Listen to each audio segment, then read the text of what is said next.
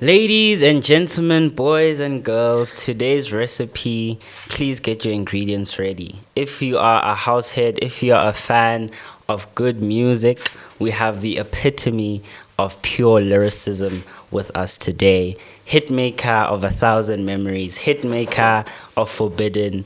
We've got in studio Seal. That's good. Welcome. Thank you for having me. How you doing?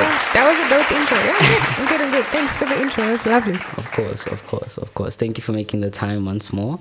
So we're going to speak about a lot. We're going to touch on your journey in music, when it first began, how it started out, what other kind of creative fields you're in, because we know you're a poet. Yeah. We know you're into books and you're an author, but before that we need to break the ice. We need to relax so that the chefs that are listening can also relax and get their ingredients ready. Sweet. On a scale of 1 to 10, how good would you rate your freestyle game? As a rapper, it's on a 0. As a singer, I'm pretty good. As so a I'd give myself an 8 out of 10. An 8 as a singer? So if I gave you a list of about 4 words, do you think you could cook something for us? Like lyrically? Mm-hmm. I'll try. Okay. So word number 1, must I give you each word individually, or must I give you all the words at the same time? I think try to give me all of them at the same time. Let me see. Oh, okay. Dear God. So Good word 1 is fire.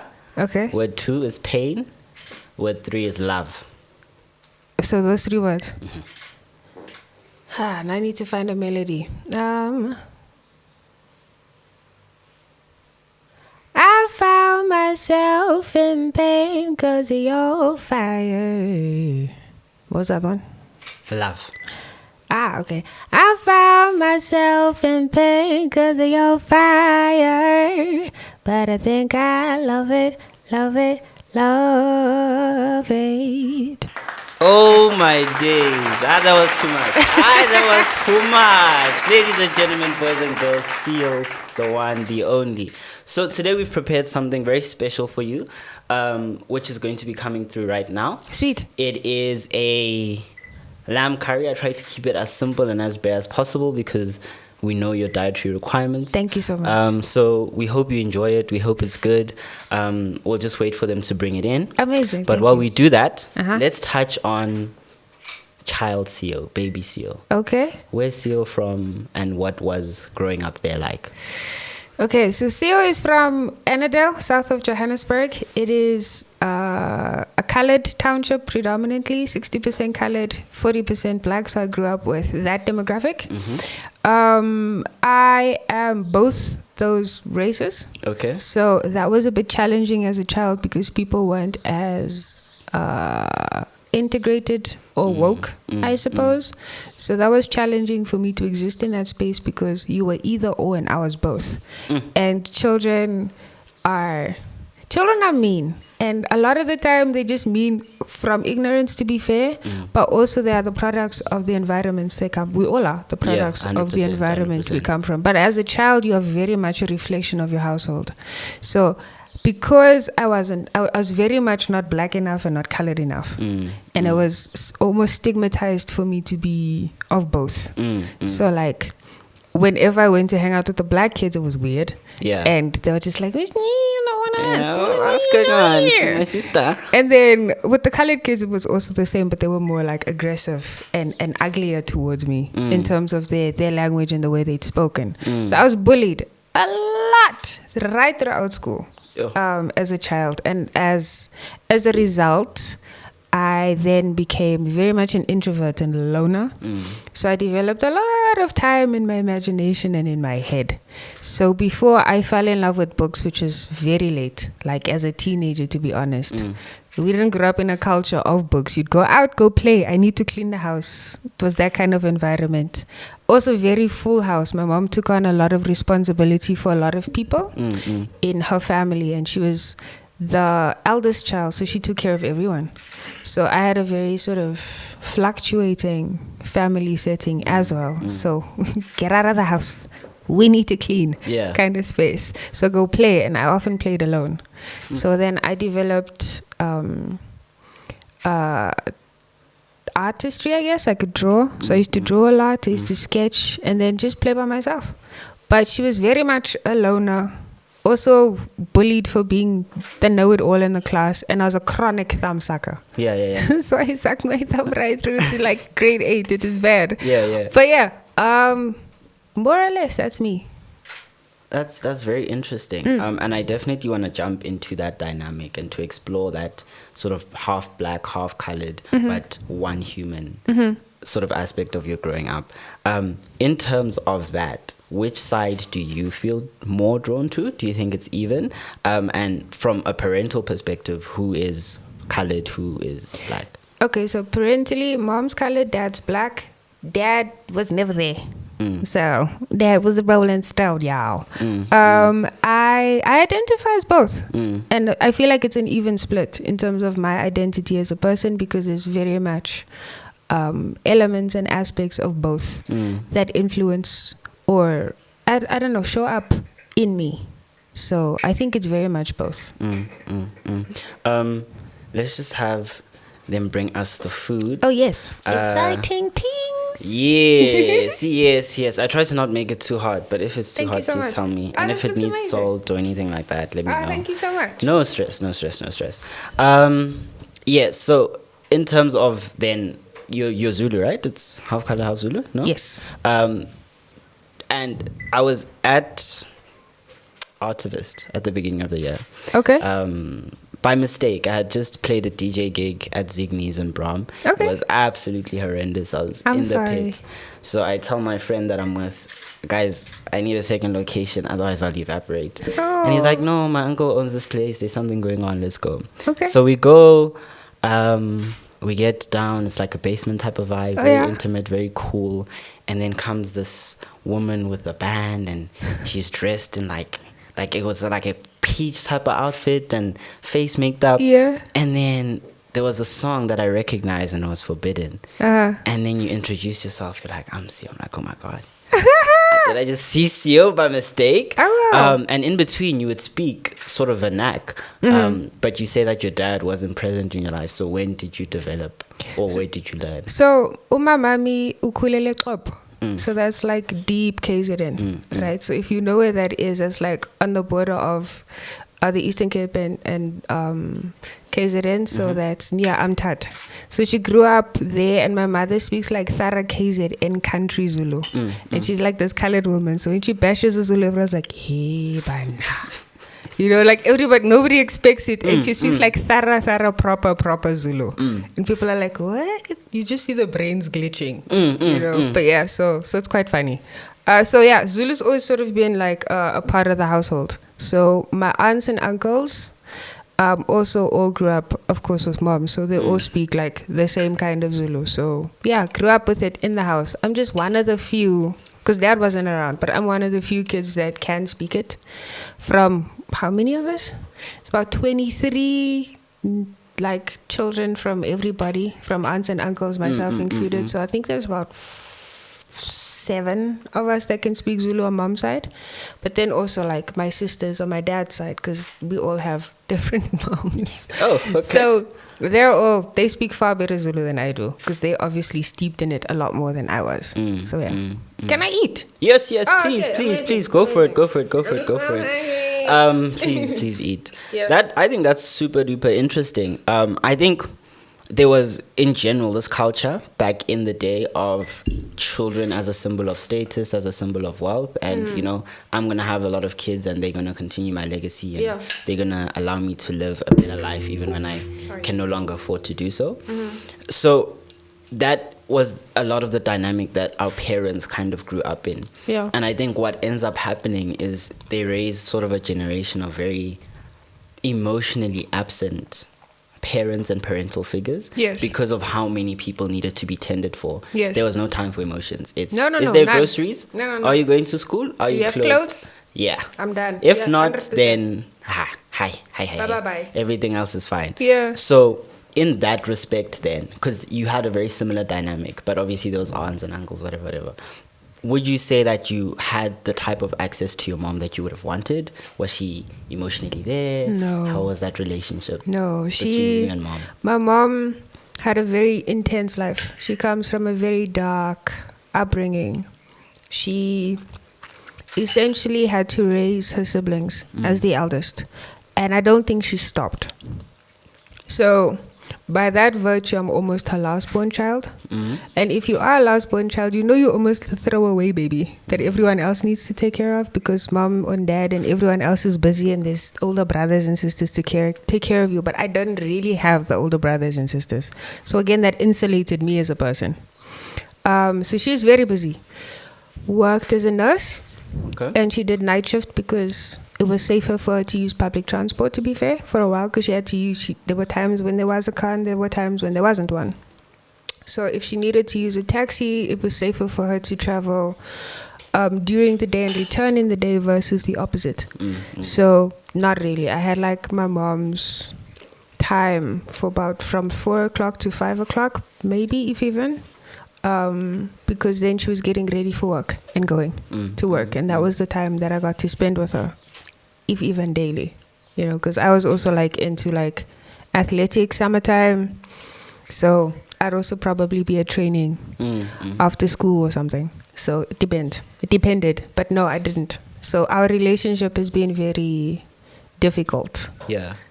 Has it improved as you grow older? No, it's actually deteriorated. Oh no! It's been bad. It has been bad, but like, I'm trying. There's a lot of like means of how would I say? There's a lot of entitlement our parents have to us, and I get it. Like you're saying, a lot of us are a legacy and a safekeeping. Sometimes we're born to take care of them. And beyond that, they don't see the usefulness for you, right? Which is intense. And I feel like that's a thing that's prevalent within brown people. All of us, like black, white. No, not white so much. They I don't know. I look at them and I'm just like, teach me, master. Sometimes. Please. But like all of us brown people, Asians, Indians, coloreds, and black people, we're all sort of raised to take care of people, to take care of our elders. So we're almost born as like the retirement plan. And I'm just like, yeah, well, you have one child, so you must choose. Do you want financial backing, or do you want a caregiver? Because I cannot be both. I need to do the work for me to take care of myself, so I can afford a caregiver for you. Because I'm getting to that place with my mom. My mom got me late, so it's getting there. And I'm just like, hey, tricky. Yeah, tricky. Oh, that's, I think, super interesting. And I do want to jump in a lot more on that school thing and zoom into that. So I came across like varying different articles, and they tell me some very interesting stuff. They say that you didn't quite see the power in your voice until much later, and I think church had something to do with that. But also then that your school journey was cut short at a point because there were some sicknesses involved and some threatening stuff. Please get into that, please. Okay, please so first part, what did you ask me? Singing and singing stuff. Okay, so singing, I got sick. So I got brain inflammation. It's called encephalitis. Some say encephalitis. Choose your struggle. It's a white man's word. It goes over my head. But I had that for a good 3 years. And it developed in my 7th grade. So in grade 7. So I was always the honor student, getting the best sort of marks, fighting for the diploma with like the gold diploma in the grade. But then I hit age 12 and my brain just inflamed. And nobody knew why. And I had a migraine for a good, or migraine as they call it, for like a good 3 years thereafter. And I developed a high pain tolerance and an immunity towards painkillers, because I was just like, well, they're not helping. And I'm just like, they'd knock me out, and then also got to the point where they stopped knocking me out and I could just function with them. So I was just like, they're not doing anything, so I might as well just live with this headache. So that happened. And then during that time, I kind of had a difficult time being at school. So into grade 8 and 9, I had I had a difficult time being at school. So I ended up at church a lot and in the library. And that's where my love of words began. So I'm in the library borrowing about 6-7 huge books that I need like lots and lots and lots of word research, because I'm just like, what the hell does this word mean? But then also at the time went to church, started going to church, and I was raised Catholic. So went to the Catholic church, and then one Sunday they made an announcement about wanting to start a youth choir. And then I was like, okay, cool. I'll join. It's on Thursday afternoon and I've got nothing to do. I'm not really going to school, so I might as well join that, even though it is after school time. And then ended up singing at church. There was a sister called Sister Teresa. She's late now, may her soul rest in peace. Lovely woman. And she coaxed me to sing in my natural register, because I used to sing a lot lower. Because I was just like, I don't want to squeak, because I had a squeaky voice. I still kind of do have a squeaky voice. It's dropped a lot during the years. But she was just like, no, sing in the squeak. And I was just like, okay, fine, we'll try. But then I got to sing a couple of like solos in the church, which was weird, but really good. And the response was always really nice. So people liked my singing. And I was like, okay, maybe I've got something there. Yeah. What was the third part of your question? I think that was it, like how that love developed.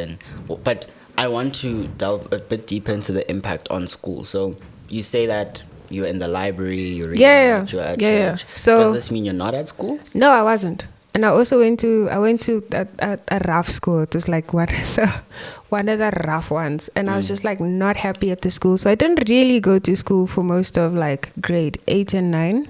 I only really went back to school the second half. So like from the third term of the 9th grade. So I was just in the library reading a lot. So when I did get back to school for like grade 9 and 10, English was stupidly easy. Like, and the level that they were teaching us the language, I was just like, guys, this is so boring. Where's the challenge?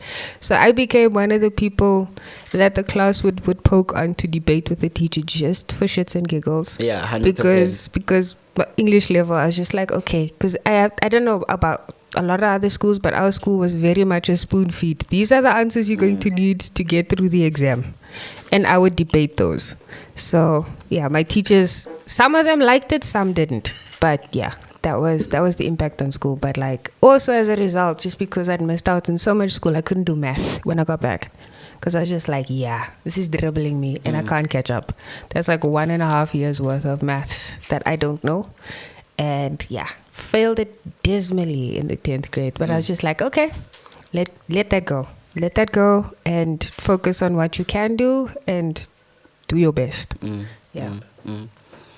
at this time, obviously, you are, as you've characterized, still facing quite a lot of intolerance. Because people aren't progressing with the same rate that society is. Are you still facing it as much when you're alone in the library? And how would it play out? Is it on your walk back home and someone's like, hey, when? You're like, hey, what's going on now? There was a lot of that. And I was also a tomboy. So people thought I was gay for a while. Not that there's anything wrong with that. By all means, be that. But I was also bullied for that. Because I was very much uncomfortable in my skin. Because I'd experienced trauma young. That made me very uncomfortable. But like a lot of us, we get that stage in our adolescence where we're just like, I don't like my body. I don't want to be in it. So that phase lasted very long for me. So I was always like a weirdo. And everybody was just like, yo, colored and black, you speak Zulu and English, and you don't really speak Afrikaans. You are just weird. You are an oddball. We don't like you. You're too different. You don't fit in. All the time. So it was on. It never really stopped. So I just learned to ignore it. And I was just like, fine, I don't fit in. I'm not going to try to fit in. I don't care about it anymore. I'm going to stick out like a sore thumb wherever I go all the time, just to poke at you. So that also incited that modicium of rebellion in me towards everybody. I mean, eventually I found my people, which happens. Yeah, it took some time, but obviously you ended up finding your feet and finding your people, and obviously that would build a kind of pain tolerance in the same way that you built for your migraines to people's comments, and I'm sure that would become an asset later on in terms of the music that you're putting out and the bravery around that. But there is a cost to tolerance. It doesn't just kind of develop on its own. It comes after crying. It comes after therapy or whatever else comes as a result of that. But you're now living in Annandale and facing all this kind of discrimination, and I'm sure therapy isn't on the table. There's no money for it. That's for rich people. 100%. So what are you feeling emotionally, and how are you dealing with that in terms of helping yourself out? So I'm feeling a lot like an outcast. I'm feeling a lot like I don't belong. I also have no people to turn to in the household because, as you said, that there's the roof is over your head, you're clothed, you're fed, you're going to school, my work is done. That was sort of what it was. So a lot of us had providers, not real parents. So provisions are taken care of. There's nobody to talk to. So I developed poetry to cope. And I thought, I've always wanted to keep a diary, but nobody respects my privacy. Yes. So everybody's just going to go through there and read my thoughts. And make fun. And make fun of it. And it's going to be the same at school. So I learned how to do... So I decided to write poetry when I'd figured it out, because it wasn't something that I was just like naturally inclined to do. And I was just like, if you find this book and you open it, good luck guessing what I'm talking about. It's open to interpretation. So you may hit it on the nail, or you may interpret it in your own way, but I'm safe. Because if you do hit it on the nail, I can lie and say that's not what I'm talking about. So that was it. So the poetry helped me cope. Yeah. Is there perhaps a particular piece of yours that you perhaps remember and that sticks out? Like, wow, I would publish this today. As in its sort of unmastered early stages of my poetic maturity, I still think this piece, I would put it in a book. I can't remember it entirely, but there was a poem I wrote about being colored and the weirdness I felt around it. Like, I remember I was getting stuff done for my matric banquet or dance thing. And like, I had to use public transport because I had to get a taxi from Annandale to town and from town to like Sandton. And there were people are like, in the taxi were like, "Nomlungu wenza ne taxi." And you're just like, "Oh, guys, what's wrong with me using a taxi? Do colored people not use taxis?" You know, so that happened a lot when you're in public transport, because I think there's times when I'm very black presenting and there's times when I'm very colored presenting. So I think at the time I was very colored presenting, and they're like, "Hi, guys." And I was just like, what's wrong with me using public transport? But anyway, so I wrote a poem called Colored. I don't think I remember it very well, but I'll try and I'll stop when I don't remember anymore. And it goes, "Colorless, cultureless. I am a figment of your ruthlessness, and because of your insolence I exist. You ran your hands across an unseen face, intoxicated by your own disgrace, caressing a body of a color contrasting oddly to yours. You kissed thicker lips, touch broader hips, and slip to embark in your passion, and then embark a voyage of pure satisfaction, then leave her to believe that you'll return, but see, she burns." See, I can't remember the rest of it. But anyway, so it speaks about just like how colored people are a byproduct of rape. In general, just within the country, and any, like, as a race specifically, they're a byproduct of impositions of white people on black people, and forcing them into horrendous things. So I'm just like, my mother had a very ugly way of saying, like, of responding to to being colored, because like people would say horrible things to her, and she's just like, "Well, I'm a byproduct of your grandmother and your grandfather, so you know, as a race." So it tackles that. So I haven't really, did I publish it? I don't think it's in any of my books yet, but I will. I have it written down somewhere. But yeah, that will be one of them that I will publish. I think that is quite powerful. And can you remember like how old you were at that time? I was 17 when I wrote it. Damn. Yeah. So you were, no wonder the English teachers were crying, because I think that is such a high level, high end poem to write at the age of 17. Thank you. And I don't know, I'm deeply impressed. I wish I could write like that. I think having a way with words isn't easy. But it helps a lot in terms of healing and catharsis, and yeah, it's that's been my kind gift. of what you do, right? Through It's your been music my gift, now. yes.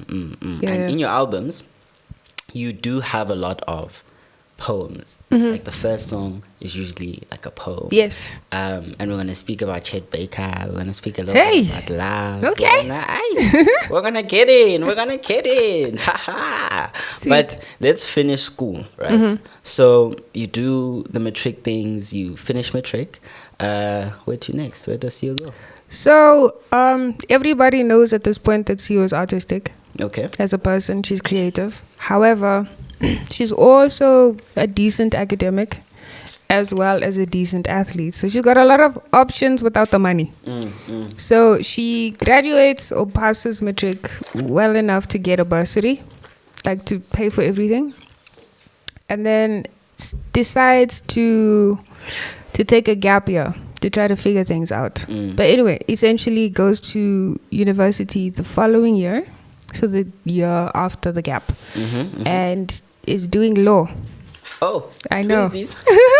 Goes straight into an LLB, and does well in the first and second year, but not well enough. Like she gets a bursary for the second year, but doesn't score. She passes the second year, but doesn't get enough merit to get a bursary. So by that virtue, she can't go back because there's no more money. There's no money to pay for it herself.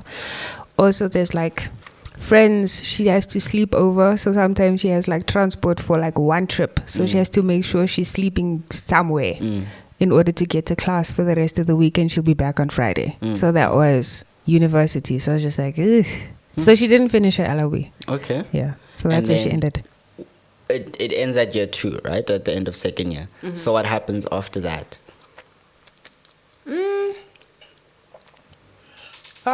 So a lot of people thought I was good looking, which I didn't see till very recently, to be honest. And tall and skinny. So I ended up in modeling spaces quite a bit. Okay. So I did a couple of modeling things. And at the time, it wasn't like popular to be my skin tone. So you either needed to be like beautifully dark skinned and look like a white woman dipped in dark chocolate specifically. Or you needed to be white. This didn't book anything for me. So I also let that go for a while. And then I met a girl on set who was very artistic. I don't know if you know Mantere Bane. No, I don't. She's an incredible multidisciplinary artist. So we met on set for a Vodacom shoot we'd done a while ago. And she told me about the Market Theatre Laboratory. And that I didn't really need money to sign up for it because broke was broke. Was broke. So I went to the Market Theatre Laboratory and I did a diploma in physical theatre. Okay. Okay. So we're definitely going to unpack that a bit more, your acting journey, and how that then intersects with music. Yeah. We're just going to take a small little break. Sure. So you can clear out the plates and stuff like that, and then we'll come back and recap in the second half. Amazing. Cool. And we're back. Yes, sir. Let's talk physical theatre. How was that? What pieces were you involved in? Is there anything that stands out particularly? Well, like during school, I guess one of the things that I took away from theatre, because I haven't really done too much of it since then, was energy. And I realized as that I am very sensitive to energy. And when one person, for example, walks into the room and they have had a hard day and they're carrying the weight of their day in the room, they drop the energy of the entire room. 100%. That's the power of like one negative over positives. It's almost like the same as when you're on the highway and there's a truck in the emergency lane. Everything slows down, though there is no obstruction. So that's just like one element that makes everything else, that impacts everything else. Versus positive energy doesn't work the same way. I wish it did. I really did. But it takes a lot more effort for positive to negate the effects of negativity. But like, we did a lot of pieces that we'd workshop. So we'd build the pieces from the ground up. So that was lovely. So a lot of us would make things from scratch. So that was my favorite part of school. We didn't do a lot of like text-based work or anything. So we were often playing everything. We were playing the table, we were playing the chair, we were playing the car, or we'd create it with mime. So that was really cool. And improvising all the time, which is great. So I really liked that about it. I hated the criticism because we had to critique everyone's work and then be critiqued by everyone. And I was just like, I'm not sure, man. but you needed to in order for the work to develop and grow. But yeah, so that made me self-conscious and really like curl in on myself. But yeah, otherwise it was great. Okay, and then we discover music. What draws you from physical theater or theater and the thespian space in general to artistry, lyricism, beautiful works of art that come in the form of? I think I felt like, and still do to an extent, that there were dues I needed to have paid for me to create before I was able to create and stage my own work the way I wanted it to be at the time. And I didn't consider myself particularly good as an actor. As very much, I joined the Market Theatre to learn storytelling. And we did have a few writing classes. It wasn't just physical theatre. There was all elements of theatre involved. But I really went there to learn how to craft story over everything else. So I was just like, it's going to take me so long for people to take my play seriously. And I'm going to have to act so much before I get to a point where I can afford to stage my own work. Some people are lucky and they get it off the bat and they have a different fortune card than I felt I had. And I was just like, nobody's looking at me and engaging with me because of my talent. A lot of the time people are just engaging with me because of how I look, and I hated it. So with music, I felt, okay, I can string a few songs together, I can string a few notes, and I can write poems. And I started writing songs. I bought a guitar, and that helped me start to create melodies for myself. And then I thought, okay, cool, this is all my voice, this is all me. Great. I didn't think of doing house music at all at the time. I was just writing songs for me. And actually auditioned with one of those songs once I'd written them before I decided to like fully join the Market Theatre. Okay. So the music felt like I could say whatever I needed to, and it felt like poems I could sing. And as you know, poetry for me was cathartic. It was my therapy. So I was just like, okay, cool. So I'll just sing them now. And then I had friends at the time who were great singers, not great lyricists. And they met with people and made a song together once. And she was just like not into making music. She's got a beautiful sort of alto, husky, scratchy voice. It's very beautiful, smoky tone. But she was just like, nah, music thing's not for me. So she went, she changed careers and did something very professional for her career because she felt that's what she wanted to do. And she hooked us up. And we did an EP and it was house. And I used to like the idea of the anonymity of the house music vocalist because nobody really knew, or I didn't, for example, know a lot of the vocalists that I loved for a long time. And I thought that's great. So you don't have to deal with the beast of fame. Yes. I realized later when I was in the music industry that is just a form of erasure and being looked over by the industry because it does that. So a lot of like in the house space, a lot of vocalists aren't seen and aren't taken care of and overlooked because it's a producer / DJ centric space. Although a lot of the time people love the songs we write and they sing along, it still is focused on that aspect over the the vocalist. So I realized this. No, it's not a good thing that I don't know what you look like. I need to know what you look like unless that's a choice. But more often than not, it's not a choice that I do not know what you look like. So but then very quickly for me, the music, I don't know if it was because of how I wrote and coupled with how I sound, that was very attention grabbing. And people are like, nobody's doing this. So who is this girl? I need to work with her.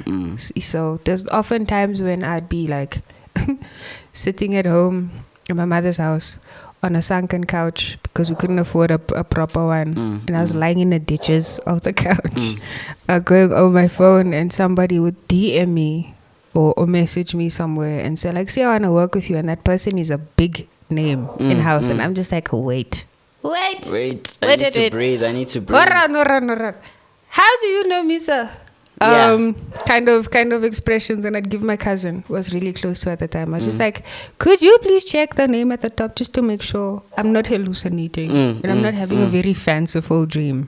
And he'd be like, no, Julian Gomes just hit you up because he wants to work with you. And I'm just like, wait. What?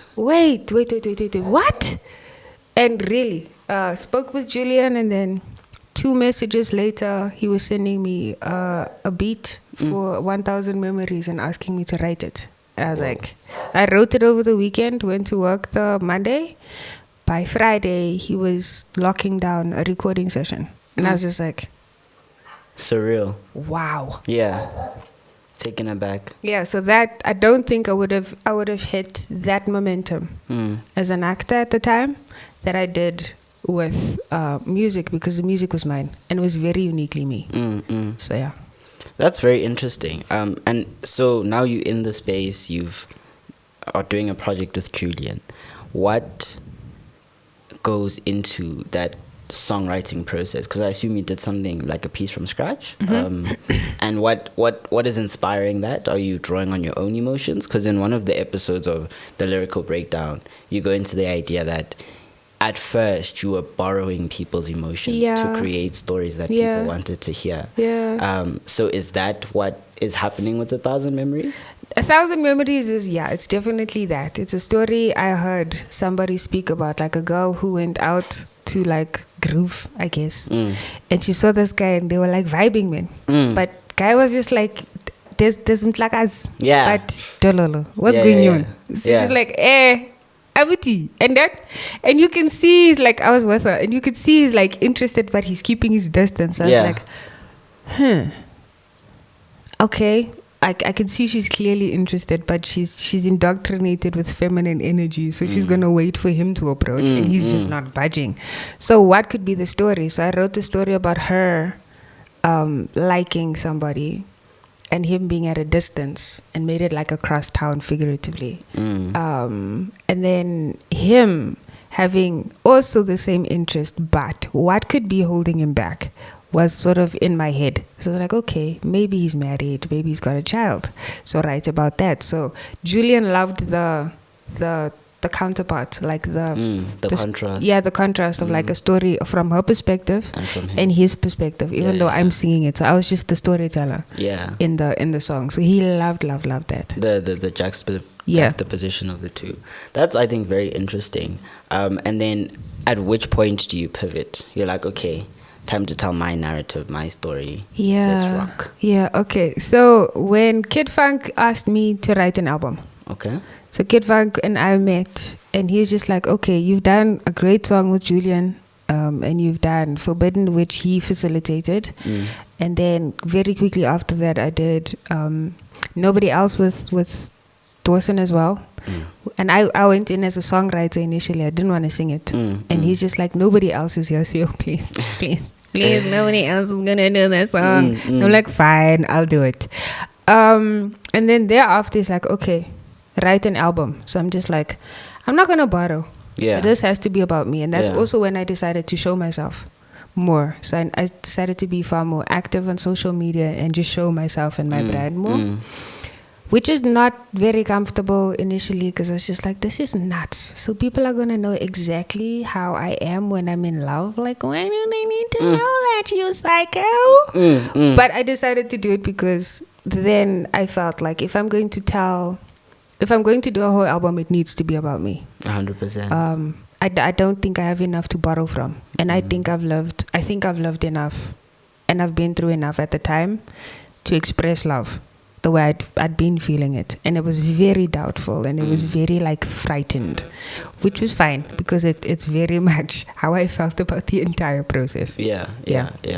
And now you're doing stories that are yours, right? Which means to an extent you're also doing stories that speak to empowerment of women, that speak to the struggle that you faced growing up, but also that speak to the struggle within the music industry, because you touched on erasure of the vocalist and the artist, and correct me if I'm wrong, but those are usually female figures, right? Yes. And the vocalists are usually women, the producers obviously usually men. So then what does that then mean? Does it mean that the house space itself is very difficult to access, and so in your songs you start to speak about that erasure and you start to fight against that? Or do you just keep it strictly to external experiences that don't really intersect with music per se? I went in hard. I challenged, because I got to a point where that I realized the erasure, and I realized that if you're not DJing, you're not going to gig. So you can't really make a living off of this. And I was in a place where I was very unhappy with the job I was doing. Yeah. And I mean, regardless of what challenges music has given me, waking up at 5 o'clock to be at work at 8 o'clock because I live in Annandale and have to commute for 2 hours to get there, and sit and do absolutely everything someone else tells me for 9 hours of my day, and then commute another 2 hours to get home, that was hard. Yeah. Like everything I faced within music is a breeze. It never feels like work. So, but I did get disillusioned with house music for a while, and I decided, okay, cool. At the time, I was like, okay, I'm going to make another album, and I want it to be house because I need to. And in this house album, excuse my French, I'm going to tell people kak. That is just going to be my mission in this album. I'm going to talk about everything that works on my nerves. So I did an album called Features, and it's a pun or a play on the word features because it speaks about my features, what I look like, my gender, my race, and those types of things, and like the dark side of beauty privilege that I've lived. Because people don't want to talk about the dark side of beauty privilege. Like, you're pretty. Yeah. Life must be easy for you. I'm like, yeah. But there's also cack that happens when you're pretty that people don't want to talk about because we quickly told to pipe down about it. So it deals with racism. It deals with sexism. It deals with gender-based violence. And then I also flipped the script on the house feature. Because more often than not, vocalists are featured on producers' work. And I wanted to feature the producers, and all of the producers were like, hell yes, finally, we can do this. Which I hoped people would do more of, but like that was me fighting everything. And I used the color pink because I hate pink, and everything it stands for, like the limiting. It feels like a prison for me because it's like, this is what a girl is. All of these things you can and can't do as ascribed by society and the world we live in. This is a woman. This is what she must be. Are pink for me, and I hate it. So it's very pink, and people are like, why is this thing so pink? And I'm just like, because I hate the color and what it represents. So I did that in features, fought against everything, but it was fun. That's nice. And then what is one song for you in features that stands out? There's so many. Like a lot. I think for me, the entire album does, because it was also terrifying because I wasn't talking about love. I wasn't writing love stories. I was just being an angry person. So I was expressing that rage. So Locked is a strong song for me because it speaks about an encounter I had with a producer who was just like, you're not really good at what you do. You don't deserve the position you have because you're just a good looking person. So you didn't do any work to get there. And I'm just like, really? You really? That's what you're gonna say? Me. After all of the work that I've done and the intentionality I've placed behind not making myself visible so the work speaks before you see what I look like. And even in my aesthetic, deciding not to be standard pretty, but deciding to be an eccentric sort of artist in how I express myself visually. So it's not just about being pretty. And that's what you're gonna say? So there's that. There's a song called Woman, which speaks Yes, about I love Woman. standing in your power as a woman Yes, and the yes, nonsense we faced. There's also a song called Aquamarine about a racist white person who wanted to be in a relationship with me and the weirdness around that. There's also a poem called Racist Child, which is deep. And I learned early also, which speaks about like SA and sexual abuse for children. So it's intense. Yeah. So a lot of the album is heavy. It's heavy, very, It's very heavy. I actually want to speak on that now, right? A lot of people say that music is healing, but I think they often kind of invert the reason that music is healing. They say, it's uplifting, blah, blah, blah. And I think it can be. Yes. But oftentimes I think music heals because it expresses your pain in the words you lack. Yes. So it frames your pain in a way that you never thought you would. And so you start to feel less isolated, less alone in that struggle and in that pain. But there comes a cost for the musician because in order to articulate that pain, you need to be in that space. So you need to experience a level of hurt, a level of, struggle. Yeah. What was which song had you in the darkest place? Or did you produce in the darkest place? There's so many. Like there's songs from most of Features was like that for me. A lot of the songs on Torn Tapestries were like that, and a lot of songs off of Beyond Heaven and Earth. I think that's the darkest one, just in terms of emotional pain I was in. So a lot of the songs are about intense doubt and facing a lot of feelings of being trapped, of being unable to escape things, or my environment, because it felt very toxic and very limited. Like I was definitely just being stifled by Annandale and being at home. It didn't feel like there was room to grow and expand. So it's just like I hate being around here. I hate being here. I just hate all of it. And then I was also like cheated on, and I didn't deal with that heartbreak well. Like I spiraled and could very nearly have killed myself accidentally just because of the emotional and physical neglect I was in and by myself, because I didn't want to share this with anybody, because people are like, if you tell your mother, she's gonna break down and you don't need her to be broken, but so I had to deal with that myself, which was difficult. So I hated it. So there's a lot of songs that I've written from the place of my deepest, darkest, most broken, and they help me get out of it. But what are you doing in your most broken? Are you not eating? Are you not sleeping? Yeah, I mean, when my heart is broken, my stomach is full, is what I say. Like my heart falls there, it just goes boom, into the stomach, and there's no space for anything else. I was emaciated. Yeah, all of my bones were visible, and I was not sleeping.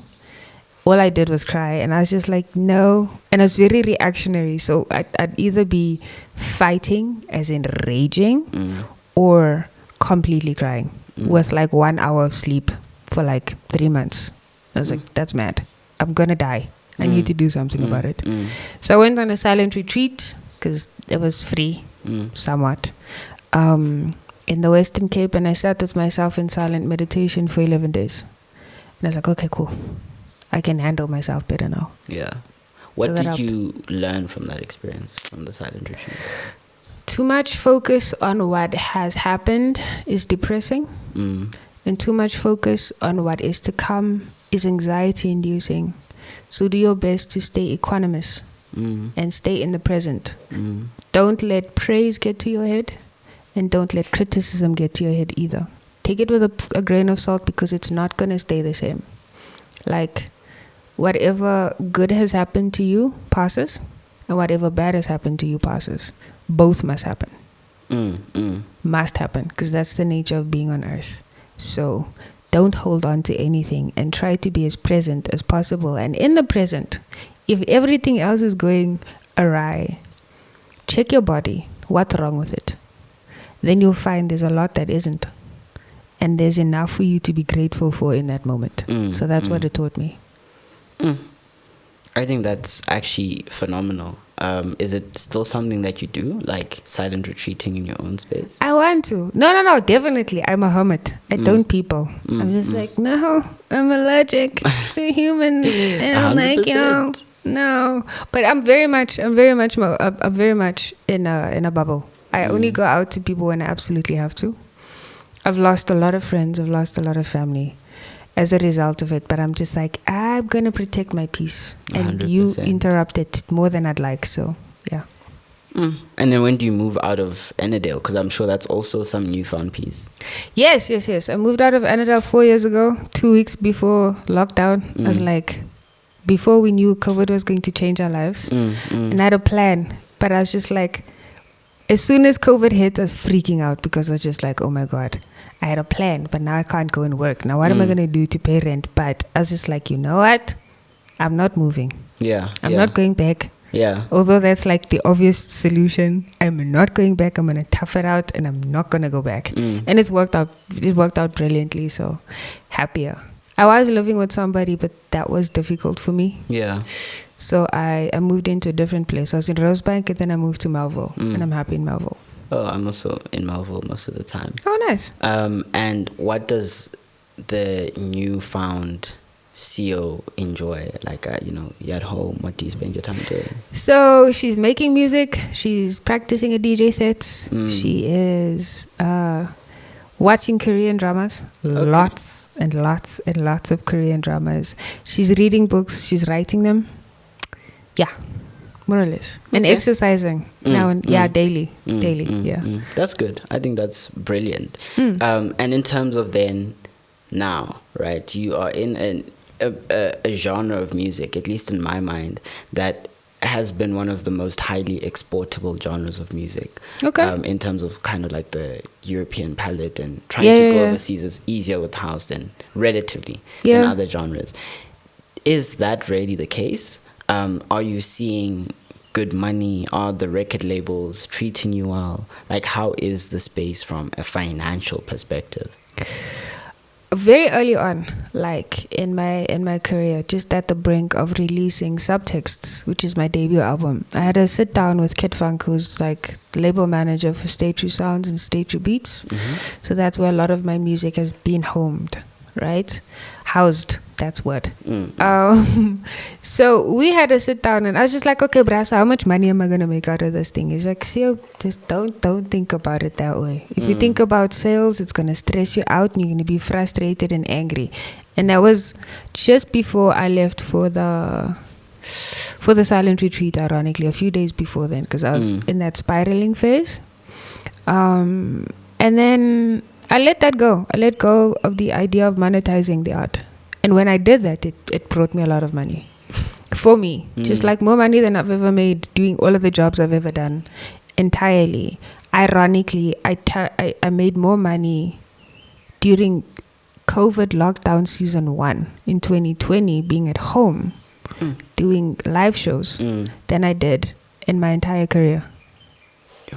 And that was weird. Yeah. You know what I mean? Yeah. So I think it's very much a matter of how you position yourself in this space, what you use and how you use not just your art and the craft itself, but everything you can pull to it. Because I've made music my why. And then within that, I'm a storyteller. So I'm not confined to just saying that I do music. Or that's not the only way I tell a story.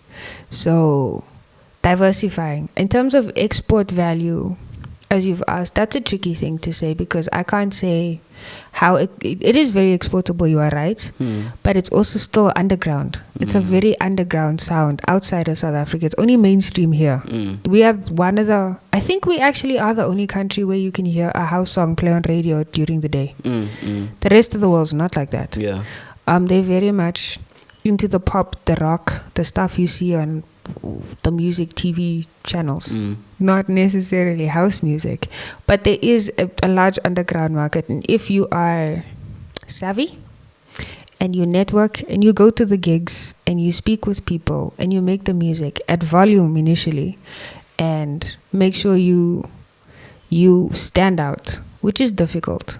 but you make sure you stand out, and that's difficult, but then it's also easy. If you very much yourself and you know then you stick out naturally. So it's not a thing you need to think about, and try not to emulate anyone else. Then you can go, and you get invited to places you wouldn't dream of ever. You've only ever dreamt of going. So yeah, music is showing me the world, which is beautiful for me. Who do you think is like one person that you're super grateful for meeting? Kid Vank. Yeah? I love him with all my heart. He changed. The day I met him, my life changed. He's the big brother I always wish I had. And God gave me a big brother and a tall white guy. I love him. He's in London love, at the love, moment, love. right? Yes, the he's UK, in London. yeah, He's in the UK. I love him. He changed my life. Like the day I met him, my life changed. And I will always, always be grateful for him. That is a very beautiful story. Thank you. What is coming up for you? Like, what can we expect? What projects musically, in terms of perhaps other art, in terms of books? Yeah. What can we look forward to in the next year, in the next month, in the next day? So I think next year there's a lot going on. There's I've got a music writing session at the beginning of the year, and then I've got a lot of singles which are of remixes that I've done this year, for example. Like I've got a beautiful remix that Jazz has done of Abandonment Issues that I did with Atmos Black. And there's a couple of others in the pipeline that just make my heart warm. There's also 2 albums coming out next year potentially. I know for sure one is locked down. We're trying to lock down the other one. So when people ask me, CEO, can we make music? I'm like, sorry, no, it's too much.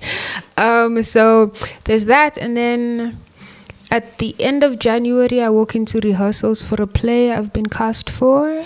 It's called Four Colored Girls. So thank you. There's a lot going on. No real books yet. I don't have enough poems for a poem book. I do have enough for like a novel, but I need somebody to read it first for me. I need somebody to read it so I can get it to an editor and then move that process forward. It's my first one. Yeah. So looking forward to that as well. We're also very much looking forward. Thank you. Excited. We'll definitely be on the lookout for that. Just to end off, what or who rather would you extend an invitation to? Who do you think the people, the chefs listening, need ingredients so they can build their own success story? I think there's a few people like within my world. I really think FKA Mash is somebody you could learn a lot from. He is an incredible producer. He's an incredible DJ. He's also an incredible business mind. He's very savvy about how he places himself within the musical space and has made himself impossible to overlook, which I look up to. I think in the fashion space, if you can bag Tebe Magugu, please do. He's also a phenomenal human being overall with like incredible achievements. And he designs.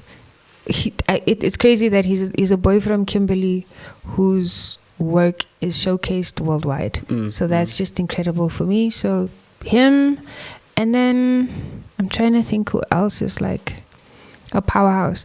I think Jackie Queens is also another incredible teacher.